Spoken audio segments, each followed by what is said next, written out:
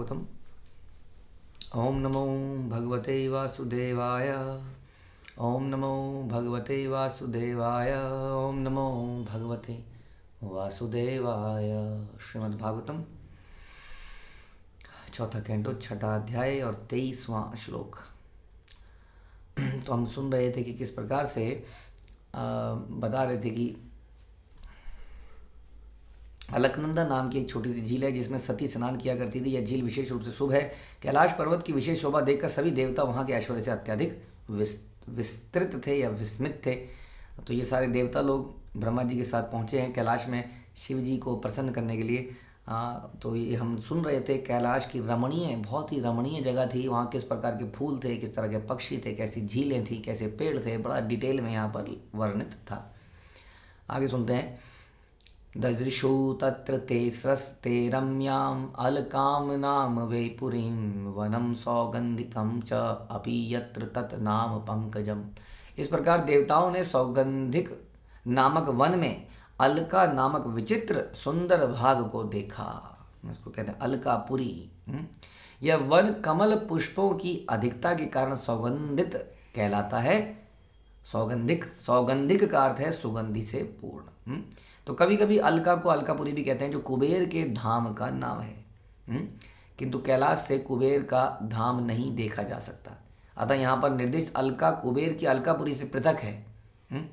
तो कैलाश से नहीं देखा जा सकता, बट कैलाश उसी के निचले हिस्सों में कहते हैं कि कुबेर का स्थान है, जो कि पहले क्या था, Sri Lanka, Lanka was belonging to Kubera earlier, जो कि रावण ने छीन लिया उसे। ओके।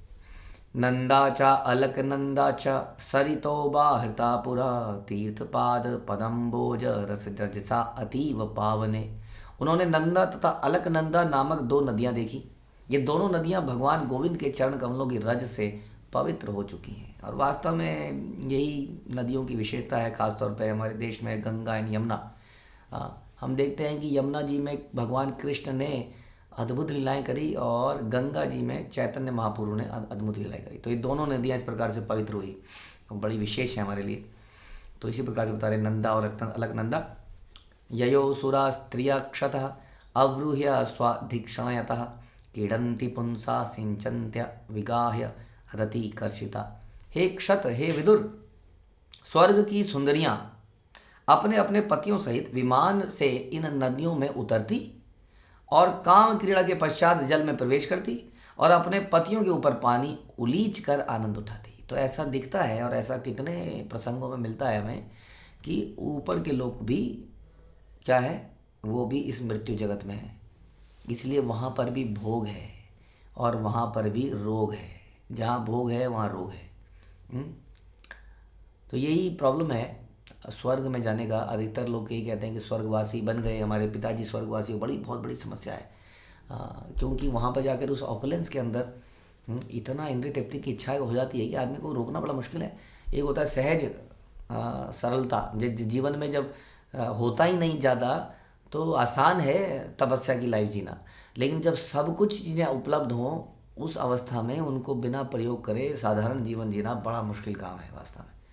और स्वर्ग इत्यादि जाके बड़े से बड़ा योगी भी समाप्त होते हुए देखा गया है। हालांकि अर्जुन अपने आप को बचा पाए, लेकिन हम देखते हैं कि कितने ऐसे केसेस हुए जब व्यक्ति स्वर्ग में गए और या स्वर्ग की ऑपुलेंस उन्होंने देखी या कोई अप्सरा स्वर्ग की ज़मीन पर आ गई।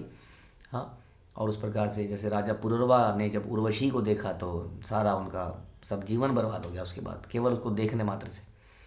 तो इस प्रकार से ये जो ऐश्वर्य है ये बड़ा खतरनाक है, बहुत खतरनाक है। इसी तरह का दृश्य आजकल के पार्कों में मिलता है। आप किसी पार्कों में जाइए, वहाँ जगह जगह पर लैला मजनू बैठे होते हैं।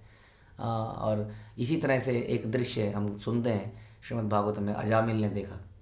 हमारे आचार्य कहते हैं कि अजामिल ने देखा तो जंगल में एक आध कोई ऐसा केस था, अब तो जंगल में, शहर में, गली में, सड़क में, चारों तरफ ऐसे दृश्य हैं। सोचिए, अजामिल नहीं बचा, जो कि वास्तव में उसका बचपन बड़ा ब्राह्मणत्व में गया, तो हम कैसे बच पाएंगे, बड़ा मुश्किल है।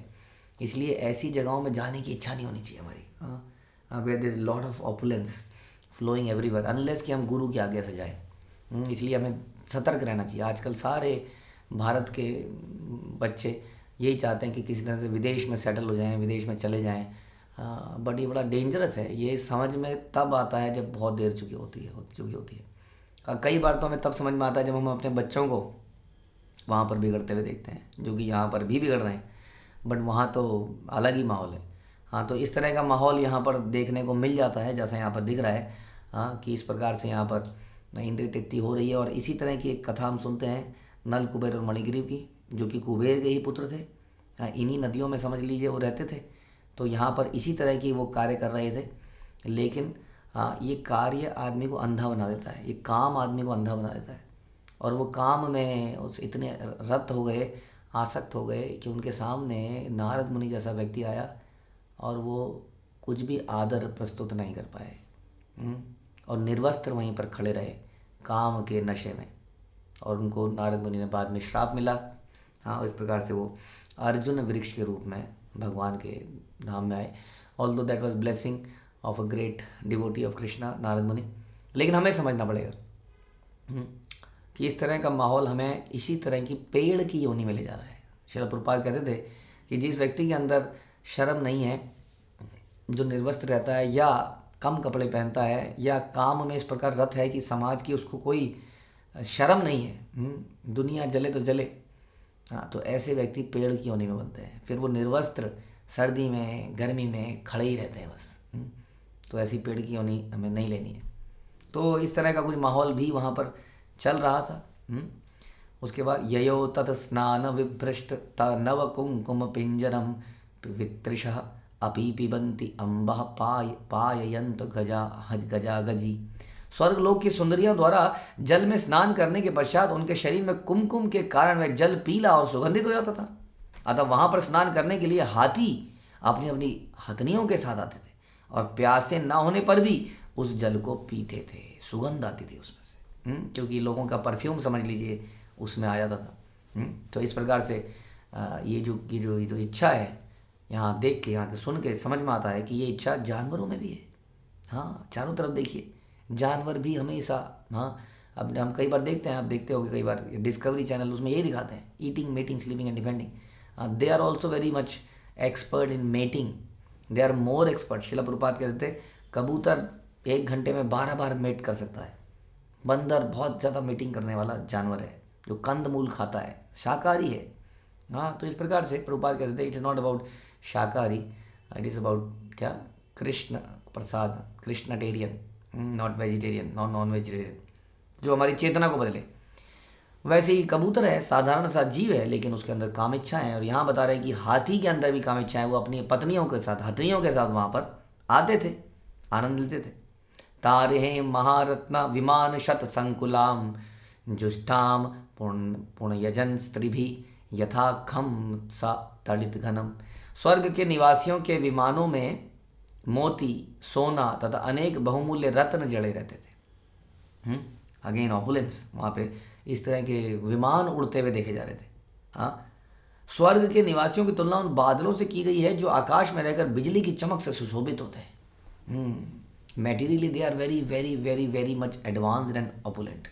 हाँ, अब देखिए विमान वहाँ चल रहे हैं, हमारे विमानों को देखिए आप लोग, हम सब लोग बैठे हैं विमानों में, खिड़की से कभी आप झाँक के देखते होंगे तो उसका जो विंग दिखता है, कितने सारे जॉइंट दिखते हैं, उसमें रिवेट लगे हुए हैं, बहुत छोटे छोटे रिवेट लगे हैं, इधर से कट है, इधर से कट है, स्टील को जोड़ जाड़ के पंख बनाए गए हैं। हाँ, ऐसा नहीं है कि एक सुंदर से कार्विंग हो रखी हो, ऐसा विमान तो नहीं देखा हमने। घर में फर्नीचर में तो देखा है, विमान तो हाँ किस तरह से ऐसे ही लगता है कि बस जोड़ रखा है इसको, कहीं बिखरी ना जाए। लेकिन ऐसे विमान जिसमें रत्न जड़े हुए हैं, सारे विमान की कंपनियां तो बंद होती जा रही हैं, लीज पे विमान ले रखे हैं, कहाँ से रत्न जोड़ेंगे वो। लेकिन यहाँ पे तो रत्न जुड़े विमान थे।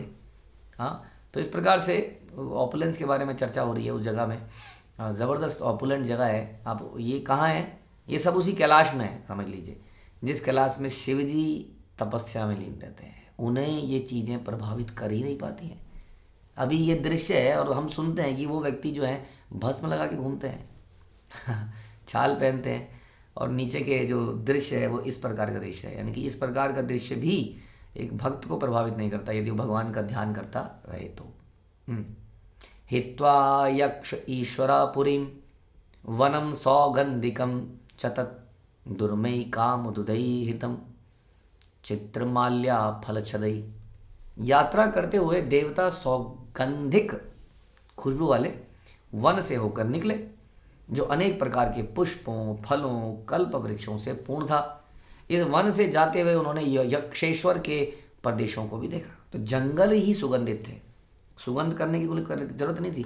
जंगल निकल रहे हैं तो सुगंध ही सुगंध है। लोग अपने घरों के आगे ऐसे बगीचे बनाना ही चाहते हैं जहाँ सुगंध आए। हाँ, लेकिन ये शास्त्र हम पढ़ेंगे तो हमें समझ में आएगा, यही सब चीज़ें हमें डेविएट कर देती हैं, यही सब चीज़ें हमें सोचने पर मजबूर कर देते हैं कि हाँ, यहाँ पर भी एक ऐसा जगह है, जैसा गगन है हाँ इस संसार में, जहाँ ये आनंद लिया जा सकता है। पर थोड़ा सा मेहनत करने की ज़रूरत है, थोड़ा सा पढ़ाई कर लेते तो हम भी कुछ कमा लेते। और हमने कमा लिया, अब हम थोड़ा सा ये बना लेते हैं बढ़िया से बगीचे, बढ़िया बढ़िया आलीशान मकान।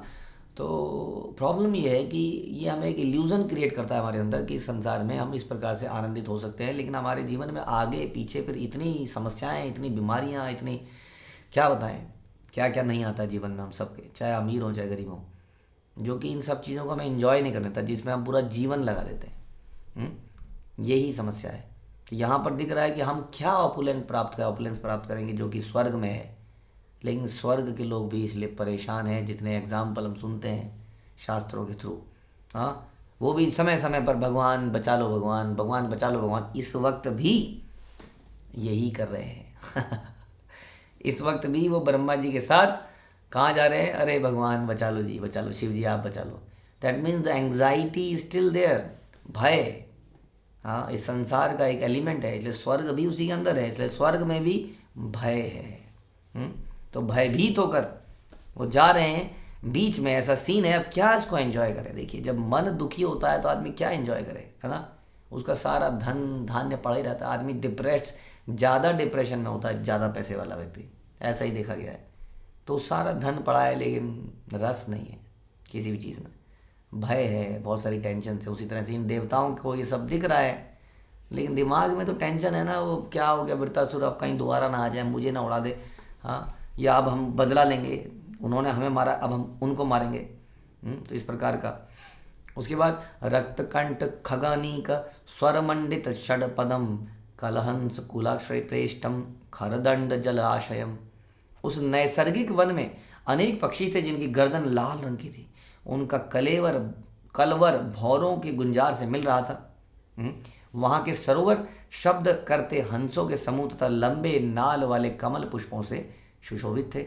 और ऐसा वातावरण वनकुंजर संदृष्ट हरिचंदन वायुना अधिपुण्य यजन श्रीणाम मुहु उन्मथयत मन। ऐसा वातावरण जंगली हाथियों को विचलित कर रहा था। वातावरण हमें हमारे अंदर काम पैदा कर देता है। इसीलिए आजकल के होटलों में इधर उधर सब इज ऑल अबाउट वातावरण ऐसा बना देते हैं, ऐसे गाने चला देते हैं, ऐसा कर देते हैं, आदमी, साधारण आदमी भी विचलित हो जाता है, हाथी विचलित हो जाता है। तो हाथियों को विचलित कर रहा था। चंदन वृक्ष के जंगलों में झुंड में एकत्रित थे, चंदन के जंगल थे।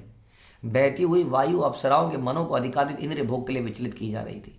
ये सब हमारे लिए ये सोचने का विषय है कि हम भी कई बार ऐसा वातावरण चाहते हैं, बड़ा वादियाँ हों, ये हों, और फिर उसमें काम इच्छाएं पूरी करते हैं।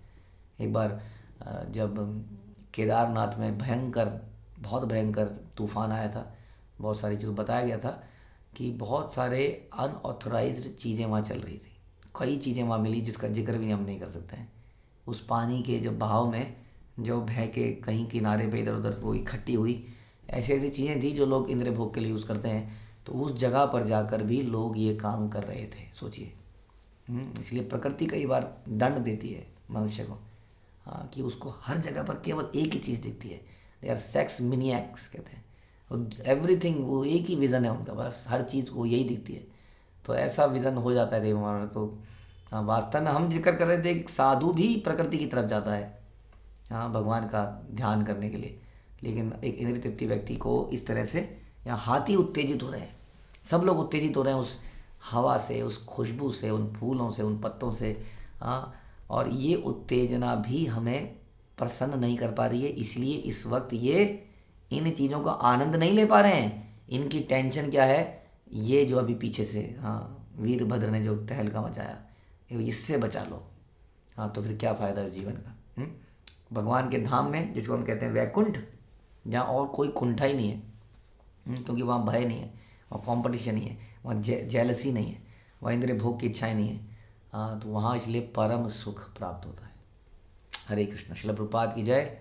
ग्रंथराज श्रीमद् भागवतम की जय। ओके, विनय प्रताप प्रभु बोलिए।